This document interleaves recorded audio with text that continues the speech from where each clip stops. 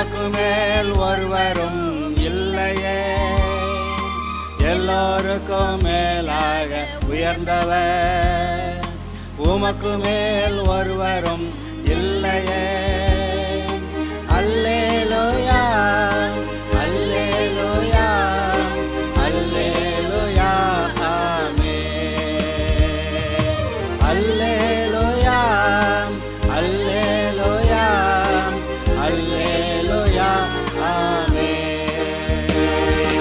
ஒருவரால் சிருஷ்டிக்கப்படாமலே தாமாக என்றென்றும் இருப்பவர், ஒருவரால் 2 கொரிந்தியர் 2வது அதிகாரம் 14, 15, 16, 17 4 வசனங்களை உங்களுக்கு வாசிக்கிறேன். கிறிஸ்துவுக்குள் எப்பொழுதும் எங்களை வெற்றி சிறக்க பண்ணி, கவனிங்க, பவுல் எழுதுகிறான், கிறிஸ்துவுக்குள் எப்பொழுதும் எங்களை வெற்றி சிறக்க பண்ணி. கொஞ்ச நாள் வெற்றி இல்லை, அப்புறம் கொஞ்ச நாள் வெற்றி, அப்படியெல்லாம் சொல்லலை. கிறிஸ்துவுக்குள் எப்பொழுதும் எங்களை வெற்றி சிறக்க பண்ணி எல்லா இடங்களிலேயும் எங்களை கொண்டு அவரை அறிகிற அறிவின் வாசனையை வெளிப்படுத்துகிற தேவனுக்கு ஸ்தோத்திரம். என்ன சொல்ல வர்றாரு? எங்களை கொண்டு தேவனை அறிகிற அறிவை ஜனங்களுக்கு வெளிப்படுத்துகிற தேவனுக்கு ஸ்தோத்திரம். என்ன சொல்கிறாரு? எங்களை கொண்டு தேவனை அறிகிற அறிவை சுற்றிலுமாக இருக்கிற ஜனங்களுக்கு வெளிப்படுத்துகிற தேவனுக்கு ஸ்தோத்திரம். இன்றைக்கி அதானே நமக்கு நடக்குது. உங்களை கொண்டு தேவனை அறிகிற அறிவை, ரட்சிப்பின் வழியை இந்த சுவிசேஷத்தின் மூலமாய் சுற்றிலுமாக இருக்கிற ஜனங்களுக்கு வெளிப்படுத்தி கொண்டிருக்கிற தேவனுக்கு ஸ்தோத்திரம். உங்களை கொண்டு கர்த்தருடைய சுவிசேஷத்தை சுற்றிலுமாக இருக்கிற ஜனங்களுக்கு வெளிப்படுத்துகிற ரட்சிப்பு உண்டாயிருக்கிறது. இவரே தேவன், கர்த்தராகிய இயேசு கிறிஸ்துவே இரட்சகர் என்ற இந்த வெளிப்பாட்டை உங்கள் மூலமாய் சொல்லுங்கள். உங்கள் மேலே தான்ண்ணா நீங்கள் ரட்சிக்கப்பட்டிருக்கீங்களா? கர்த்தருடைய பிள்ளையாக இருக்கீங்களா? உங்கள் மூலமாக தான் சுவிசேஷம் மற்ற பக்கம் போகுதா?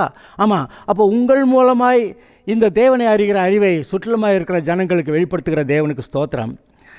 ரட்சிக்கப்படுகிற அவர்களுக்குள்ளேயும் கெட்டு போகிறவர்களுக்குள்ளேயும், எப்படி ரட்சிக்கப்படுகிறவர்களுக்குள்ளேயும் கெட்டு போகிறவர்களுக்குள்ளேயும் நாங்கள் தேவனுக்கு கிறிஸ்துவின் நற்கந்தமாக இருக்கிறோம். எங்களை பொறுத்த வரைக்கும் நாங்கள் தேவனுக்கு கிறிஸ்துவின் நற்கந்தம், ஸ்வீட் சேவர், நல்ல சென்ட்டுன்னு சொல்கிறோம்ல, அது மாதிரி தேவனை பொறுத்த வரைக்கும் நாங்கள் நல்ல வாசனையாக இருக்கிறோம். ஆடு பலி செலுத்தப்பட்டப்ப அவர் தமக்கு சுகந்த வாசனையாய் முகர்ந்தார்னு இருக்குது. எந்த ஆடு? இயேசு தன்னை பலியாக கொடுத்தப்ப சுகந்த வாசனையாக முகர்ந்தார்னு எழுதியிருக்கு. ஏன்னா இது மூலமாக எவ்வளோ பேர் ரட்சிக்கப்பட போகிறார்கள். அந்த சந்தோஷம்தான் சுகந்த வாசனையாய் முகர்ந்தார்னு எழுதியிருக்கு. இங்கே நீங்களும் நாம கிறிஸ்துவுடையவர்கள், நாம் கிறிஸ்துவின் வழியிலே நடக்கிறோம். அவர் சிலுவைக்கு போயினால ரட்சிப்பு உண்டாக்குனார். இன்றைக்கி நம்ம கிறிஸ்துவோடைய வழியில் நடக்கிறதுனால நாமும் நற்கந்தமாக இருக்கிறோம், அவருக்கு சுகந்த வாசனையாக இருக்கிறோம் என்று இங்கே சொல்லி இருக்கிறது. என்னென்னு? ரட்சிக்கப்படுகிறவர்களுக்குள்ளேயும் கெட்டு போகிறவர்களுக்குள்ளேயும். அவங்க எப்படி இருந்தாலும் சரி, ஒரு கூட்டம் ரட்சிக்கப்பட்டிருக்கு, ஒரு கூட்டம் ரட்சிக்கப்பட மாட்டேங்குது. ரட்சிக்கப்பட்டவர்களாக இருந்தாலும் சரி, கெட்டு போகிறவர்களாக இருந்தாலும் சரி, நாங்கள் கிறிஸ்துவுக்குள் தேவனுக்கு நற்கந்தமாக இருக்கிறோம், சுகந்த வாசனையாக இருக்கிறோம். நீங்களும் அப்படி தானே இருக்கீங்க. உங்களை சுற்றி ரட்சிக்கப்படாதவங்க இருக்கிறாங்க, அப்புறம் கொஞ்சம் ரட்சிக்கப்பட்டவங்களும் இருக்கிறாங்க. இப்போ ரட்சிக்கப்பட்டவர்களுக்குள்ளே இருந்தாலும் சரி, ரட்சிக்கப்படாத கூட்டத்தில் இருந்தாலும் சரி, நீங்கள் எப்பொழுதுமே தேவனுக்கு கிறிஸ்துவுக்குள்ளே நற்கந்தமாக இருக்கிறீர்கள். இப்போ நீங்கள் ரட்சிக்கப்படாத கூட்டத்தில் இருக்கிறதுனால அது உங்களை பாதிக்குதா? இல்லை. நீங்கள் ரட்சிக்கப்பட்ட கூட்டத்தில் இருக்கிறதுனால அது உங்களுக்கு பாதிப்பு உண்டாக்காது, சந்தோஷத்தை உண்டாக்கும், உங்களை திடன் கொள்ளும், நல்லா கர்த்தருக்குள்ளே முன்னேறலாம். நீங்கள் வேணால் இன்னும் கூட சக விசுவாசிகளுக்கு உதவியாக பலனாக இருக்க முடியும். ஒருவன் 1000 பேரையும் 2 பேர் 16,000 பேரையும் துரத்துவார்கள்னு போட்டிருக்கேன். அப்போ 4 விசுவாசிகள் கூடி ஒருமனப்பட்டவர்களாக வாழ்ந்தால் ஒருத்தருக்கு ஒருத்தர் பலனாக இருப்பாங்க. பார்த்தீங்களா? ஆமாம். இப்போ நான் மறுபடியும் இந்த வசனத்தை வாசிக்கிறேன்.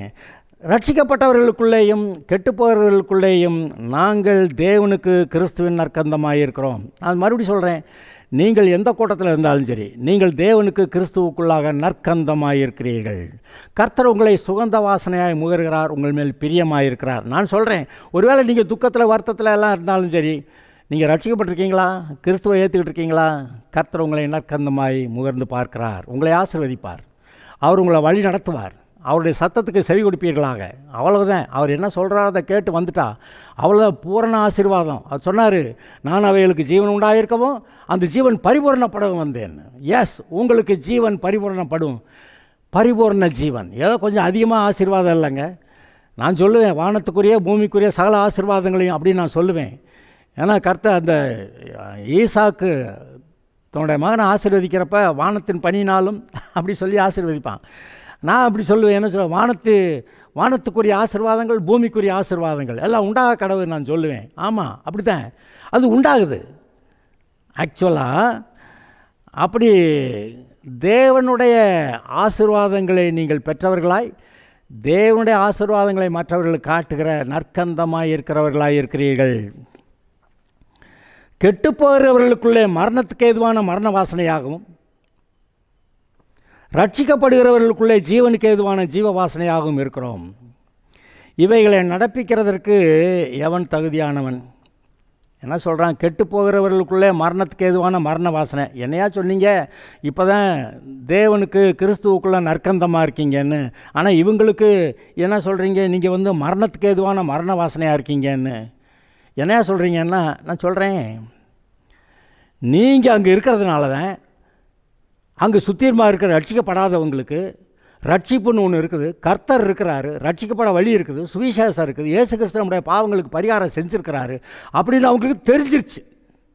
தெரிஞ்சிட்ட பிறகும் அவங்க ஜீவனுக்கு வராமல் மரணத்துக்குள்ளே நிலை நிற்கிறதுனால இப்போ நீங்கள் அங்கே நிற்கிறது, ஏய் நியாய தீர்ப்பு வரப்போகுது, நீ நரகத்துக்கு போப்பார அப்படின்னு அவங்களுக்கு உணர்த்துகிறதா இருக்கிறது. அதைத்தான் கெட்டு போகிறவர்களுக்குள்ளே மரணத்துக்கு ஏதுவான மரண வாசனையாக இருக்கிறோம் என்று, ரட்சிக்கப்படுகிறவர்களுக்குள்ளே ஜீவனுக்கு ஏதுவான ஜீவ வாசனையாக இருக்கிறோம் என்று.